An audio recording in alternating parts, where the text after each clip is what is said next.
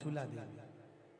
देखिए, देवराज ब्राह्मण चोरी करने के बाद भी भगवान शंकर के धाम गया है। उसका एक कारण था कि देवराज ब्राह्मण की माता एक लोटा जल शिव को समर्पित करती थी।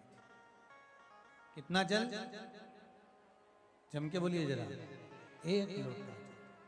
और आप सबको कहूंगा, शिव मंदिर में प्रतिदिन एक लोटा पानी, एक लोटा जल अवश्य अवश्य चढ़ाना।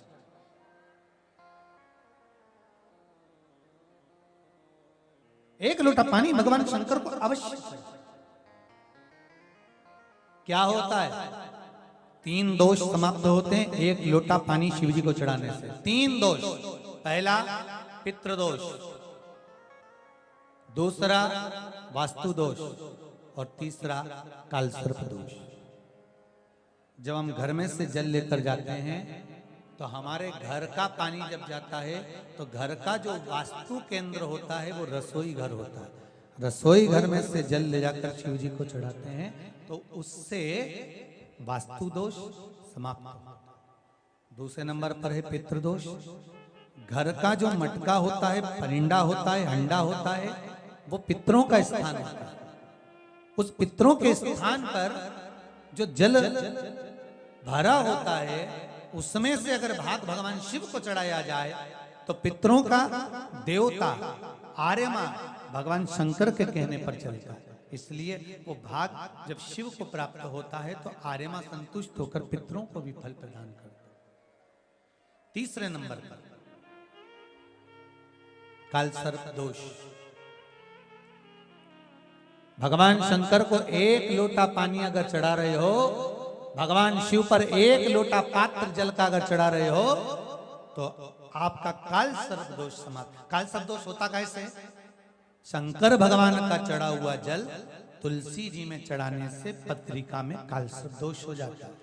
जैसे माँ जो होती है ना, घर की जो माँ होती है, अगर गर्भ में बच्चा है, गर्भ में संतान है, और वो शिव जी पर अगर एक लोटा पानी जैसे शंकर जी पर जल चढ़ाया, थाली में सारे भगवान को निला लिया, गणेश जी, देवी जी, शंकर जी, सारे देवताओं को एक ही थाली में रखकर स्नान कराकर वो शंकर का चढ़ा हुआ जल जब चढ़ाया जाता है तुलसी जी में ले जाकर लोग डाल देते हैं, उससे जो बच्चा जन्म लेता है उस बच्चे की पत्रिका में कालसर्प दोष आ जाता है।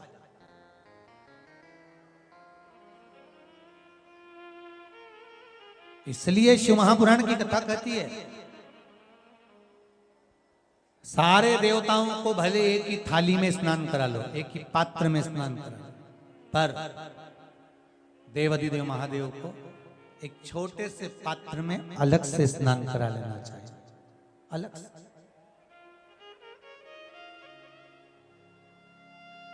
और उस पात्र का जल शिव जी को समर्पित करा हुआ जल तुलसी जी में नहीं डालना। तुम्हारे घर में जो पौधा हो, जो पौधा हो आपके घर, आप उसको उसमें समर्पित कर दो। जैसे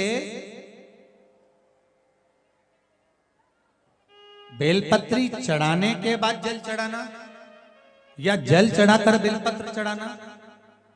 एक पत्र है, बड़ा सुंदर है, छोटा सा भाव, प्रश्न अच्छा है, आप सबके हित का।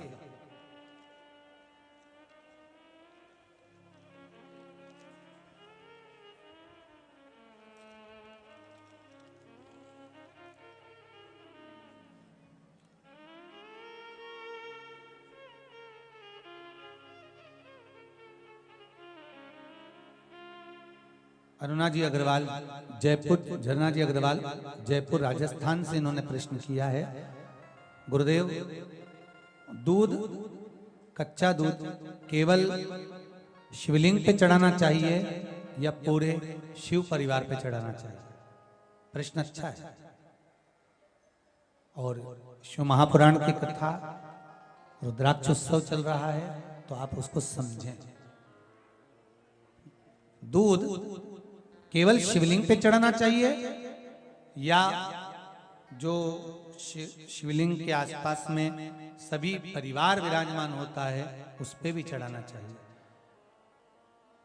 अगर लिंग पुराण आप उठाकर देखेंगे तो लिंग पुराण में एक बड़ा सुंदर संवाद आता है जिसमें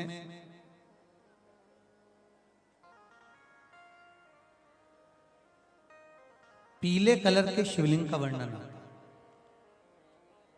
सफेद, लाल, पीला और काला, ये शिवलिंग का आपको पहले वर्णन करा।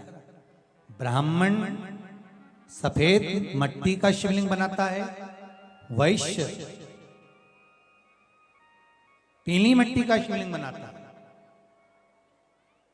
क्षत्रिय लाल मट्टी का शिवलिंग का निर्माण करता है, शूद्र काली मट्टी का शिवलिंग का निर्माण करता है। काली मिट्टी के शिवलिंग का निर्माण करता है। ये जो वर्णन किया गया है कि उसमें लिंग पुराण के अंतर्गत एक पीले शिवलिंग का वर्णन आता है कि पीला जो शिवलिंग होता है उस शिवलिंग का भाव कितना सुंदर बताया गया है। उसमें व्याख्यान वर्णन में आप अगर पढ़ेंगे देखेंगे लिंग पुराण के अंतर्गत तो उसमें आता है कि दूध जब आप देव अधिदेव महादेव के शिवलिंग पर समर्पित करते हो तो शिव महापुराण की कथा कहती है, लिंग पुराण कथा कहती है, नर्मदा पुराण, स्कंद पुराण, पद्म पुराण, अग्नि पुराण, सारी पुराणे वर्णन करती है। वराह पुराण, ब्रह्मवेत्ता पुराण, ये जितनी पुराणे सब वर्णन करती है कि जब शिवलिंग पर हम दूध चढ़ाते हैं तो केवल शंकर भगवान के शिवलिंग पर दूध चढ़ा देने से संपूर्ण परिवार पर दूध चढ़ जाता है। अलग से हमें कहीं चढ़ाने की जरूरत नहीं, अलग से हमें कहीं दूध ले जाकर चढ़ाने की जरूरत नहीं कि हमें गणेश जी को अलग से चढ़ाना पड़ेगा, देवी जी को अलग से चढ़ाना पड़ेगा, कार्तिकेय जी को अलग से चढ़ाना पड़ेगा या नंदी को अलग से चढ़ाना पड़ेगा। तो जो प्रश्न करा है धन्ना जी अग्रवाल जी ने, जयपुर राजस्थान से हैं, सुंदर प्रश्न करा है। और ये आपको ज्ञात होना चाहिए कि शंकर भगवान पर चढ़ाया गया थोड़ा सा भी दूध जल जो हम भगवान शिव को समर्पित कर रहे हैं वो केवल शिव के लिए नहीं रहता, केवल भगवान। श्री शिवाय नमस्तुभ्यम। दर्शकों विमला दुबे भक्ति चैनल में आप सबका बहुत बहुत स्वागत है। अभिनंदन है। एक लोटा जल भगवान शिव जी को चढ़ाने से कौन से दोष दूर होते हैं, तो गुरु भगवान जी बताएं। आप लोग ध्यान से सुनिए, आप लोग जरूर कीजिएगा। और भी सावन भी आने वाला है तो आप लोग शिव पर जल अवश्य चढ़ाएं। और सावन के महीने में शिव भगवान की पूजा के विशेष महत्व है। तो आप सभी जो न्यू है चैनल में, चैनल सब्सक्राइब लाइक कमेंट जरूर कर दें, बेल आइकन दबाना बिल्कुल ना भूलें। नेक्स्ट वीडियो में आप सभी से फिर से मिलती हूँ, तब तक के लिए नमस्कार, प्रणाम।